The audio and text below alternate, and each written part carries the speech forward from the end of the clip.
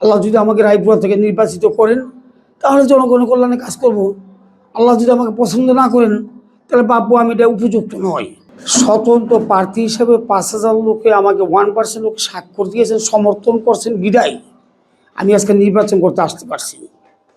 ওই 5,000 লোকের কাছে কিন্তু আমি এমপি হিসাবে মানে নির্বাচিত হয়েছি বিদায় ওনারা আমাকে পছন্দ করছেন, বিদায় সমর্থন করছেন।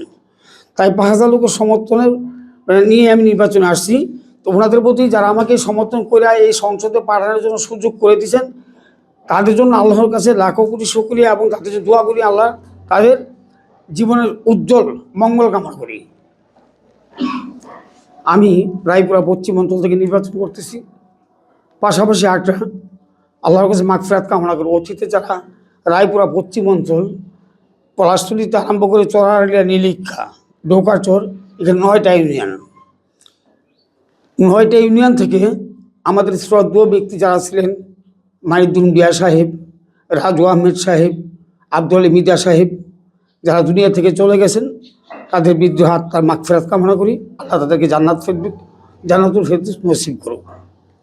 পাশাপাশি একটা কথা বলি, রায়পুরা পশ্চিম অঞ্চলে কোনো আরও 2টা ক্যান্ডিডেট ছিলেন নির্বাচন করার জন্য, তারা চেষ্টা করছেন। যেমন রুহুল সাহেব মানিকদুবিয়া সাহেবের ছেলে, বাদল সাহেব, ইনি পশ্চিম অঞ্চলের, ওরা নির্বাচন করার চেষ্টা করছিলেন। ভাগ্যক্রমে নবনিষ্ঠ পায় না, করতে পারে না। তার জন্য আমি অত্যন্ত দুঃখিত।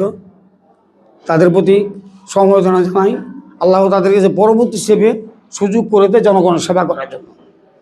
পাশাপাশি একটা কথা বলি, যেহেতু পশ্চিম অঞ্চল আমার বাড়ি, আমি ছোট সময় থেকে জনগণের কল্যাণে কাজ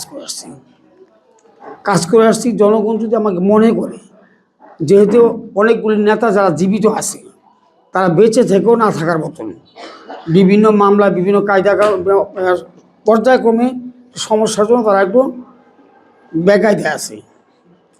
তা আমার বিশ্বাস এই পশ্চিম অঞ্চলের মানুষগুলো অভিভাবকবিহীন হয়ে পড়ছেন। তো তাদের অভিভাবক হিসাবে আল্লাহ আমাকে মতো নিশ্চয়ই একটু রহমত করছি বিধায় আমি 5,000 লোকের সমর্থন পেয়ে নির্বাচন করতে স্বতন্ত্র প্রার্থী হিসেবে আসছি। একটা বিষয়, সারা বাংলাদেশে অনেক স্বতন্ত্র প্রার্থী 75% লোক ওই জনসমর্থনের জন্য গণস্বাক্ষরের জন্য তারা কিন্তু নির্বাচন করতে পারে নাই। এখনও অনেক লোক আছে যারা আপনার হাইকোর্টের বারিন্দা ঘুরতেছে মনোনয়নপত্র করার জন্য। আমি আল্লাহর কাছে আবারও শুকরিয়া জানাই। যেমন আমি এই যে ঋণ খেলাপি নয়, কিন্তু ঋণই নয়, আমি কারো কাছে এমন কোনো অপরাধ করি নয়। আমাকে যেহেতু আল্লাহ পছন্দ করছে নির্বাচন করতে আসছি, এ পর্যন্ত আসতে পারছি, আমি লাখো কোটি শুকরিয়া। প্রতিটা জনগণকে বলবো, আপনারা যদি আমাকে পছন্দ করেন আলহামদুলিল্লাহ আমাকে নেবেন, আল্লাহ কবুল করবেন। আপনারা যদি আমাকে পছন্দ না করেন তা তো আলহামদুলিল্লাহ, আমি পূর্ব জনগণের পাশে ছিলাম, ভবিষ্যতে থাকার চেষ্টা করব। আমার একটু আশাও নেই, হতাশাও নেই, কারণ নিশ্চয়ই ভোট আপনাদের হাতে। আর বরকত রহমত দেওয়ার মালিক আল্লাহ। আল্লাহ যদি আমাকে রায়পুরা থেকে নির্বাচিত করেন তাহলে জনগণের কল্যাণে কাজ করব।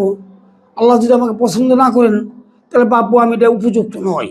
আলহামদুলিল্লাহ আমার কোনো কষ্ট নেই, আশাও নেই, হতাশাও নেই।